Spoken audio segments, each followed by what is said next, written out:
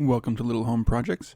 In this video, I'm going to be finishing up my rafter shelving, which I designed to be a good storage space for my workshop shed.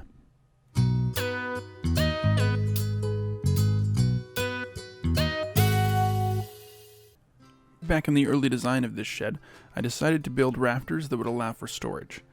This means a square space that was left in the rafter as opposed to the normal triangle shapes you might normally see. I'll put a link in the video description below, referencing the video where I built the rafters.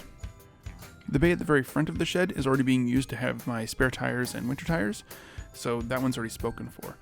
I'm just going to be going through and deciding which one of these bays is going to be a shelf and which ones are going to be access points. To me, it makes the most sense to have the front and the back be shelves because you can have only one access point to those.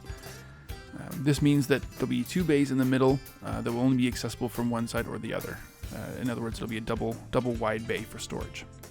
I know that I already have the measurements of these rafters because I built them, but things change over time, and it's been a while since I built the rafters now.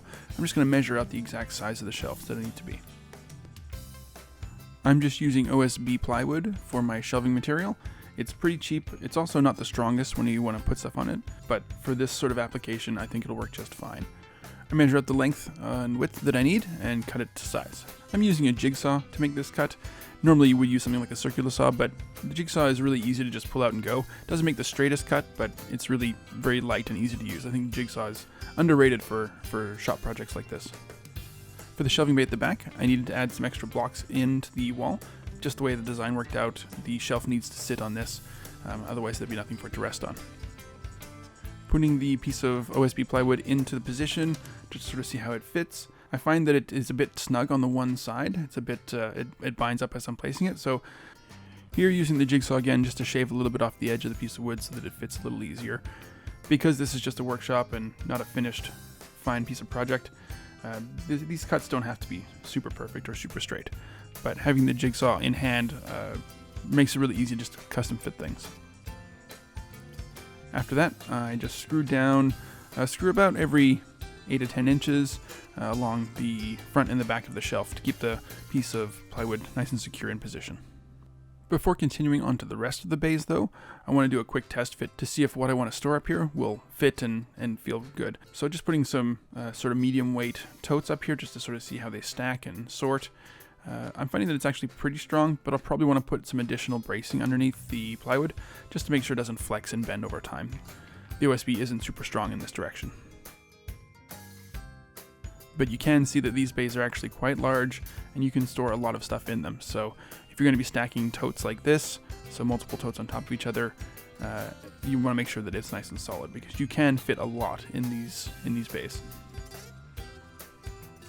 Here you can see I have finished out the positions of each of the bays, so one at the back, then skipped a bay, then two in the middle, skipped a bay, one in the front, skipped a bay, and then my tires are at the front. So that's the finished arrangement that I'm going with, and this will allow me to access each side of everything. It'll also let me store a variety of sizes of things, so the double bay will let me double up on extra large items.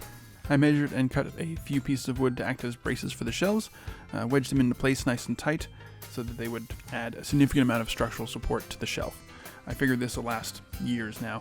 I might go back down the road and put some additional ones in the very far ends of the shelves, but I think these extra braces that I'm putting in here are more than enough to make sure this shelf lasts for whatever I'm going to be putting it on. I don't really want to put extra heavy things up here because I do have to go up and down a ladder to get it, so anything that's too crazily heavy, it's not really somewhere that I want to store it anyway. Here's the finished project from underneath. So just a couple extra braces about 2.5 feet apart and about 1.5 feet from either end. And the view from up inside the bays, you can really see how much extra storage space there is up here now. This rafter design, I think, was crucial for getting the most out of this shed build. As far as overall strength is concerned, each one of these rafters could individually support my own weight, and I'm 280 pounds. So I would imagine that we could double that up to almost 550 pounds per bay with each rafter, with each pair of rafters, but I don't ever plan on putting that much weight up in here. I think that this will only ever be a couple 100 pounds at most, and it feels very solid. I definitely have no problem crawling up across these. Thanks for checking out this video on my continued shed building playlist.